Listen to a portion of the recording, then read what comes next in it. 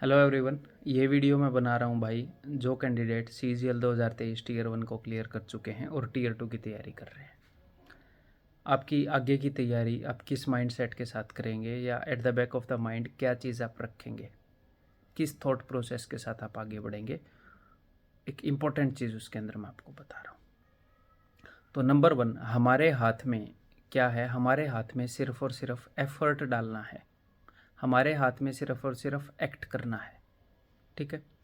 जैसे एक प्लान तो होना चाहिए कि किस तरीके से हम एक्ट करेंगे, बट उस प्लान से कहीं ज़्यादा ज़रूरी है एक बार प्लान बनने के बाद क्या हो जाता है कि आज हमने क्या एक्ट किया, हमने एक्शन लिया कि नहीं लिया। जब कोई भी गोल और कोई इम्पोर्टेंट गोल पास हो तो ज़्यादातर जो ह्यूमन माइंड है वो ऐसे जाता है कि जब एग्ज़ाम उस दिन हो जाएगा तो फिर ऐसे ऐसे मैं जॉब लग जाऊंगा, मतलब कि इमेजिनरी सिचुएशन में चला जाता है, क्योंकि वो गोल अपने लिए इम्पोर्टेंट है और वो पास भी है। तो या फिर नेगेटिवली कि अगर उस दिन ऐसा हो गया, उस दिन वैसा हो गया तो क्या हो जाएगा। तो कुल मिलाकर आपने क्या कोशिश करना है कि कम से कम आप रिजल्ट के ऊपर फोकस करें। ऐसे जैसे ये बोलते हैं ना कि भाई फल की चिंता मत करो, कर्म के ऊपर ध्यान दो, कर्म करो। तो उसका यही मतलब है कि अगर हम रिजल्ट के बारे में बहुत ज़्यादा सोचेंगे तो आज जो हमने एक्ट करना है, जो चीज़ रिजल्ट को बढ़िया बनाएगी, उससे हमारा ध्यान हट जाता है और आज के दिन वही मेन है।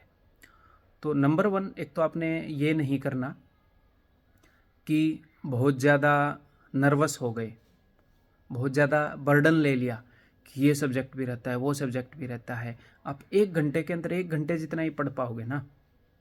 अगर आप अपने आप से ये एक्सपेक्ट करोगे कि 1 घंटे के अंदर मैं 2 घंटे जितना पढ़ लूँ, तो आपकी गलत एक्सपेक्टेशन है। तो एक दिन में जितना पढ़ा जा सकता है अगर आप उतना पढ़ ले रहे हैं तो that is more than enough. और अभी ये लास्ट स्टेज है आपकी तैयारी की, तो आपने मैक्सिमम टाइम निकालना है। मैक्सिमम पढ़ने के लिए आप जितना भी टाइम निकाल सकते हैं, जितनी भी चीज़ों पर आप कॉम्प्रोमाइज़ कर सकते हैं, तो ये है वो टाइम।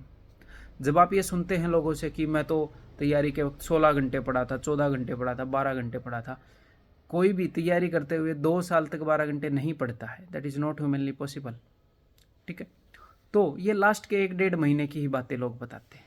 तो जितना मैक्सिमम आपका ब्रेन अलाउ करे, ये नहीं है कि आपको कोमा से जगाना पड़े फिर एग्ज़ाम के टाइम पे। तो जितना आपका ब्रेन फंक्शन करे उतना आपने पढ़ना है, बट मैक्सिमम पढ़ने की कोशिश करनी है। हफ्ते के अंदर एक आधा ब्रेक ले लेना है, कभी कभी फुल दिन का, कभी कभी आधे दिन का।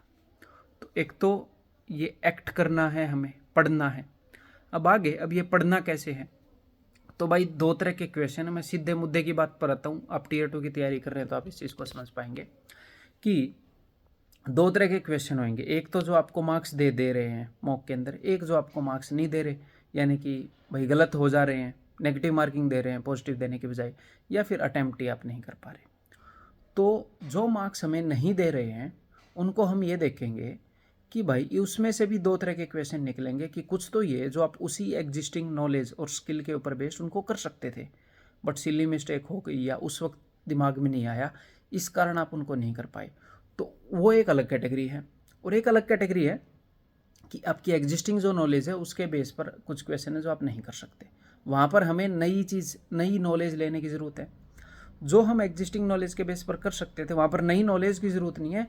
बस उस कमी को पहचानना है, उस प्रॉब्लम को पहचानना है, उसको थोड़ा सा ज़्यादा ध्यान से देखना है कि यार ये गलती आगे से मेरे को नहीं करनी है। तो जो भी आप एक मॉक टेस्ट दे रहे हैं तो उसकी कमियों को आप लिख लें। और कभी भी किसी भी सब्जेक्ट के अंदर अगर आपको ये देखना है कि कौन सा पोर्शन वीक है, कौन से पोर्शन में मेरे को क्या काम करना है, तो उस सब्जेक्ट के 2 दिन के अंदर 10 मॉक टेस्ट दे दो।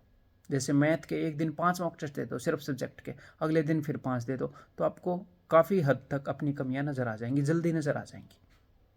इंग्लिश के देखने हैं 2 दिन में दे दो, एक दिन में 6-7 आप इजीली दे दोगे, तो 2 दिन में दे दो 12-14 मॉक टेस्ट। ठीक। तो इन सारी चीज़ों को ध्यान में रखते हुए अपना माइंडसेट आपने बनाना है कि एक तो मैक्सिमम एफर्ट मारने हैं, यही टाइम है एफर्ट मारने का।